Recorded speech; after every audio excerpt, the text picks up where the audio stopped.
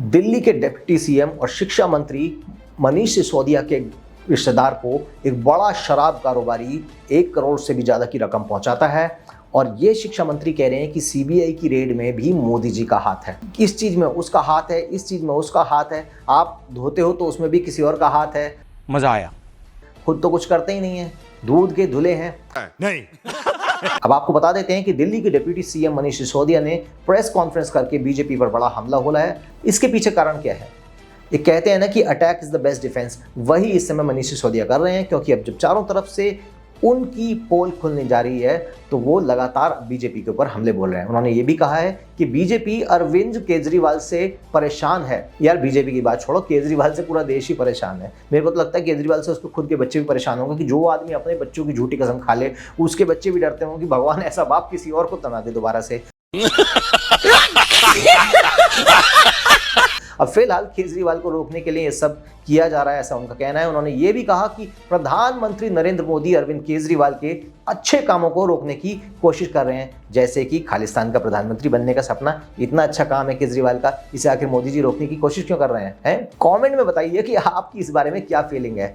यहाँ तक कि उनका ये भी कहना है कि नई एक्साइज पॉलिसी है बेस्ट। हाँ, जो लोग दारू पीते हैं उनके लिए तो बेस्ट है, एक के साथ एक दारू मिलेगी, इससे बढ़िया क्या है।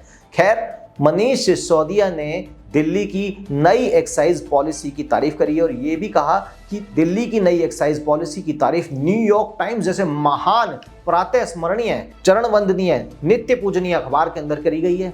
अब इस देश के अंदर ये जो कॉलोनियल सिंड्रोम जो है, ये तो आप भली भांति जानते ही हैं कि अंग्रेज तो इस देश से चले गए, लेकिन अंग्रेजों के द्वारा बनाई गई चीज़ों की तारीफ करना और उनके प्रति एक गुलामी का और तलवे चाटने का जो भाव है भारत के अंदर, वो अभी तक गया नहीं। और अगर इस देश के नेता भी उन्हीं बातों का अनुकरण और उन्हीं का अनुसरण करते हैं तो कहीं ना कहीं बेहद शर्म की बात है।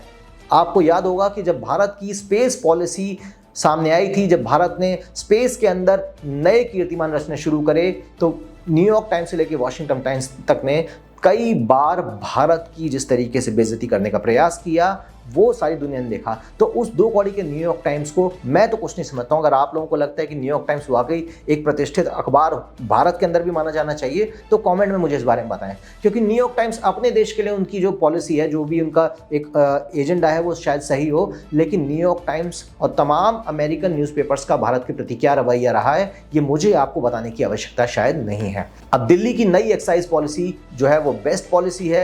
एक के साथ एक दारू मिलती है, आधा दिल्ली खुश है।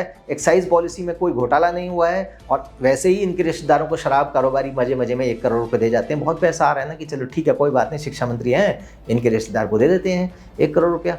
तो अब अच्छे कामों को रोकने की जो कोशिश कर रहे हैं मोदी जी, इस बात से तो हम बहुत परेशान हैं। अब भाई लड़के जहाँ दबा के दारू पी रहे थे, बढ़िया से पार्टी कर रहे थे, अब उनको अगर आप ऐसे में डिमोटिवेट करेंगे उनके नेताओं को, उनके ऊपर सीबीआई की रेड डालेंगे, तो 1+1 दारू कहाँ से मिलेगी दिल्ली के अंदर?